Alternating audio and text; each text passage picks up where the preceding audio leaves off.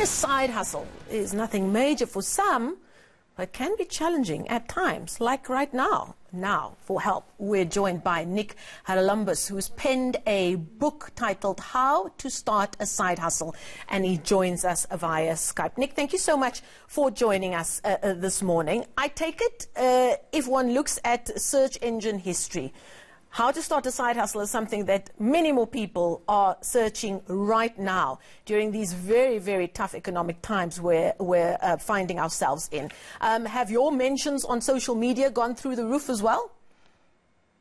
Yeah, it's definitely become a very poignant topic at the moment. And let's be honest, though, in South Africa, starting a side hustle has been a topic of interest for a few years now, as the economy has been struggling, but definitely a spike in the last 3 months. Now, who are you hearing from when people reach out and say, how do I start? Is it, when we speak about entrepreneurship, specifically classic entrepreneurship, they say either people start a business because they need to, they've lost their job, they have no other options to feed their family, or they do it because it's a passion, so they do it while they've got a day job. Which one of those categories do you find generally a side hustle falls into? So, look, the book at sidehustlecourse.com is being downloaded, and the course that I've now got is being viewed by a spectrum of people. I literally last night was contacted by an 18-year-old kid who has 500 Rand and wants to start a side hustle, all the way up to executives at large corporates who have got spare time now in lockdown or want to add a little bit of extra income to what they're already doing. And this is obviously a very complicated issue because a lot of my advice is not that snake oil sales type advice. What I'm trying to tell people is lower your expenses and then increase your potential to earn. It's a combination of things to try and get to your definition of success. You can't just earn your way out. Right now, it is also necessary to kind of contract your life and spend less.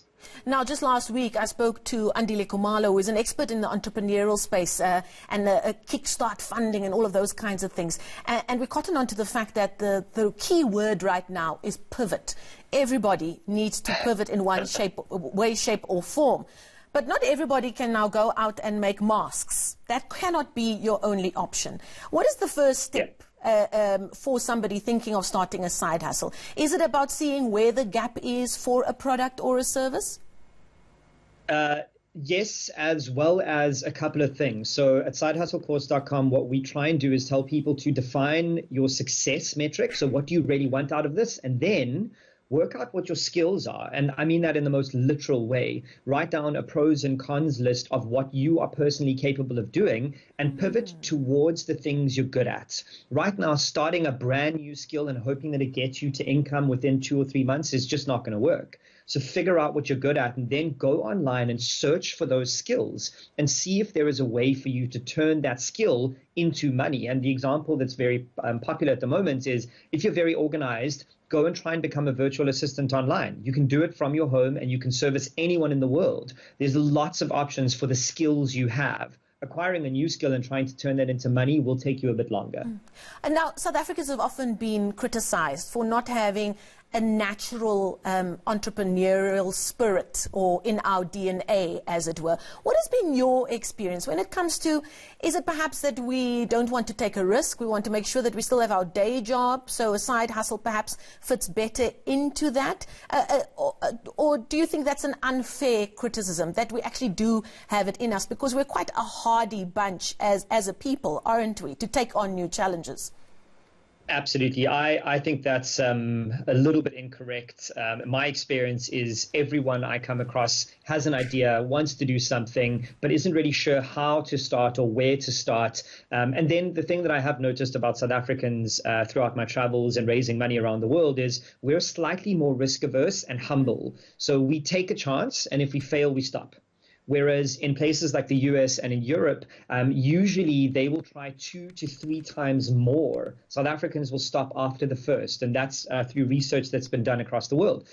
So it's not that we aren't entrepreneurial, it's that we're risk averse. And I mean, just in my experience right now, I'm seeing everyone come out of the woodwork and try and grind and hustle. It's like the pandemic has clicked us back into, okay, what can we do? How do we change the status of our lives? Now, just before I let you go, one thing that you can leave with somebody sitting watching this, perhaps they've taken a salary cut because of COVID-19, perhaps they've lost their job. One piece of advice for just to get the wheels turning a little bit about how they could perhaps start a side hustle.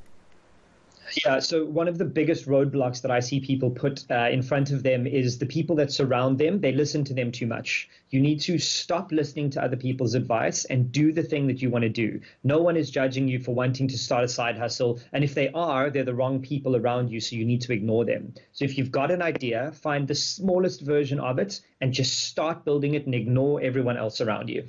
Well, put that in your coffee and drink it. Thank you so much. Nic Haralambous is the author of an e-book. You can search him online, various social media platforms, How to Start a Side Hustle.